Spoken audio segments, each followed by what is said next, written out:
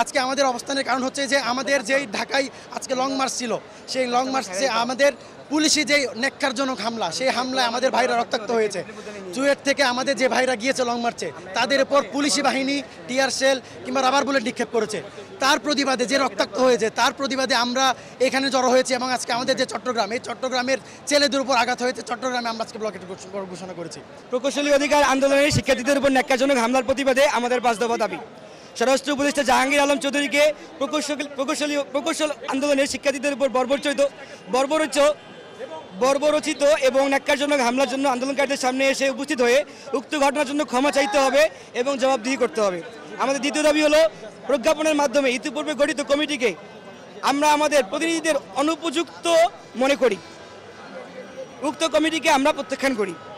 অনবিলম্বে বিশ্ববিদ্যালয়ের শিক্ষক প্রতিনিধি সহ প্রকৌশল আন্দোলনের স্টেক হোল্ডারদের সাথে নিয়ে কমিটি সংস্কার করে পেশকৃত 3 দফা দাবিকে দ্রুততম সময়ের মধ্যে মেনে নির্বাহী আদেশের মাধ্যমে প্রজ্ঞাপন জারি করতে হবে এবং এ মর্মে সংশ্লিষ্ট 3 উপদেষ্টা জনাব মোহাম্মদ ফয়জুল কবির খান, জনাব আদিলুর রহমান এবং সৈয়দা রিজওয়ানা হাসানকে আজকে এসে এর নিশ্চয়তা প্রদান করতে হবে। হামলায় আহত সকল শিক্ষার্থীদের চিকিৎসার ব্যয়ভার সরকারকে বহন করতে হবে।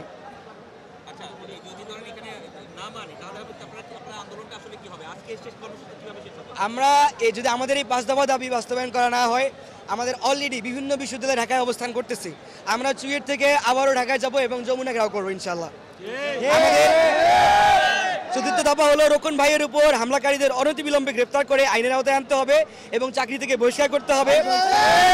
এবং পঞ্চম দাবি হলো, শিক্ষার্থীদের যৌক্তিক আন্দোলনে হামলার জন্য ডিসি মাসুদকে বহিষ্কার করতে হবে। আমাদের সাথে সিইউ এর আমাদের ভাইরা এবং আইইউসির যারা আছে তারাও সবাই যোগ দিয়েছেন। আমরা এখানে 5:15 থেকে এখানে আসি আর কি। যে প্রথম দফাটা সেটা হচ্ছে, দেখছেন যে আমাদের যে 10ম গ্রেডে, এই 10ম গ্রেডে কিন্তু শতভাগ ডিপ্লোমা কোটা, অর্থাৎ ডিপ্লোমা পাস করে একটি ইঞ্জিনিয়ারিং পোস্টে ইঞ্জিনিয়াররা কিন্তু ঢুকে যাচ্ছে। তো আমাদের দাবি হচ্ছে, ইঞ্জিনিয়ারিং পোস্টে আমাদের যে বিএসসিরা তারা ঢুকতে পারছে না, অর্থাৎ 10ম গ্রেড সবার জন্য উন্মুক্ত করে দিতে হবে। এই দাবিতে কিন্তু ন্যূনতম ডিপ্লোমা থাকতে পারে, কিন্তু হাইয়েস্ট বিএসসিরাও অ্যাপ্লাই করতে পারবে। অর্থাৎ প্রথম দফা আমাদের 10ম গ্রেড সবার জন্য মুক্ত করতে হবে। দ্বিতীয় যে দফাটি রয়েছে, দ্বিতীয় দফাটি হচ্ছে যে তারা কোনো যে আমাদের দেখা যায় কি, তারা নামের আগে ডিপ্লোমা পাস করে কিন্তু বিএস ইঞ্জিনিয়ার লাগিয়ে দিচ্ছে। আমাদের যেই দাবিটি রয়েছে যে ইঞ্জিনিয়ার পদবি যদি লাগাতে হয়, তাদের আগে বিএস ইঞ্জিনিয়ার হতে হবে। এরপর আমরা দেখতে পাচ্ছি কি যে 9ম গ্রেডে যে পদোন্নতি, খুবই বৈষম্য। সেটা হচ্ছে কি, দেখবেন একজন বিসিএস পরীক্ষা না দিয়ে সে বিসিএস ক্যাডার হয়ে যাচ্ছে এই ডিপ্লোমাদের মধ্যে থেকে। সেই বৈষম্য কিভাবে হচ্ছে, তারা 10ম গ্রেড থেকে পদোন্নতি পেয়ে হচ্ছে। এই পদোন্নতির ফলে আমাদের যে এন্ট্রি পোস্ট বিএসসিদের, এটি বন্ধ হয়ে যাচ্ছে।